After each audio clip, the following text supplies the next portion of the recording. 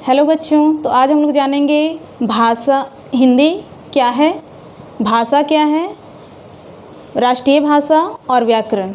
इससे संबंधित हम कई सारी जानकारियों को देखते हैं, कई सारी बातों को देखते हैं। तो फर्स्ट ऑफ ऑल जानते हैं हिंदी क्या है। तो हिंदी भी एक भाषा है, हिंदी एक भाषा है। अब सवाल उठता है कि भाषा क्या है। तो भाषा विचारों को प्रकट करने का एकमात्र माध्यम है। हम मनुष्य हैं और मनुष्य और पशु में भाषा ही है जो एक दूसरे को भिन्न बनाती है।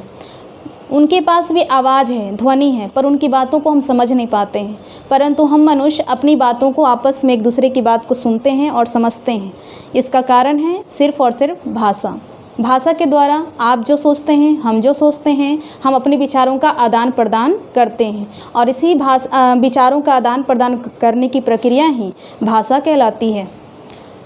हिंदी जो है वो हमारे देश की राष्ट्रीय भाषा कहलाती है। क्योंकि हमारे देश के अधिकांश राज्यों में हिंदी भाषा का प्रचलन सबसे ज़्यादा होता है। हमारे देश के अधिकांश लोगों के द्वारा हिंदी भाषा का प्रयोग सबसे ज़्यादा किया जाता है। यही कारण है कि हमारे देश की राष्ट्रीय भाषा हिंदी है।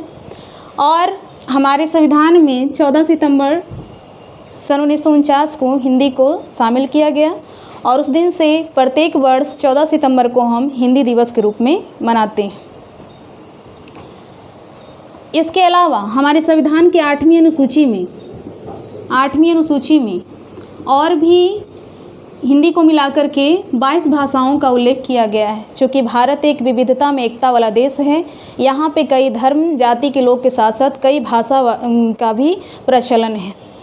तो हमारा देश का चूँकि राष्ट्रीय भाषा हिंदी को इसलिए बनाया गया, जैसा कि मैंने पहले भी कहा कि यहाँ के अधिकांश लोगों के द्वारा और अधिकांश राज्यों में हिंदी ज़्यादा बोली जाती है, इसलिए हमारे देश की राष्ट्रीय भाषा क्या बनी? हिंदी।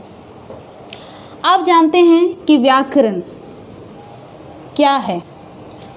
किसी भी भाषा को सही बोलने, लिखने और पढ़ने के लिए एकमात्र माध्यम का प्रयोग किया जाता है, जिसे हम क्या कहते हैं? व्याकरण। व्याकरण ही हमें किसी भी भाषा को सही पढ़ने, बोलने और लिखने के लिए सिखाती है। तो क्या बचपन से हम लोग व्याकरण पढ़ के भाषा बोल रहे हैं? नहीं। भाषा को अपने विचारों को प्रकट करने के लिए हमें ज़रूरी नहीं है कि व्याकरण के सीखने के बाद ही हम अपने विचार प्रकट करें। वो हम सीखते हैं, एनवायरनमेंट से भाषा हम ऑटोमेटिक सीखते हैं, देखते सुनते ये सीख जाते हैं। परंतु क्या वो भाषा हम सही बोल रहे हैं, या उसको हम सही से लिखना जानते हैं, या उसका कब कहाँ पे क्या प्रयोग करना है वो जानते हैं? तो इसको जानने के लिए ही हमें व्याकरण पढ़ना पड़ता है। और दुनिया की किसी भी भाषा को जानने के लिए उसका व्याकरण ही पढ़ना पड़ता है। क्यों? कि जितनी भी भाषाएं होती हैं उन सबके व्याकरण होते हैं, क्योंकि उनका उस भाषा के बारे में सही ज्ञान हमको व्याकरण ही सिखाता है। चूँकि हिंदी भी एक भाषा है, तो हिंदी भाषा को भी जानने के लिए हम इसके व्याकरण को पढ़ेंगे। तो इसलिए हम कहते हैं कि व्याकरण वह माध्यम है जिसके द्वारा हम किसी भी भाषा को सही पढ़ना, बोलना और लिखना सीखते हैं।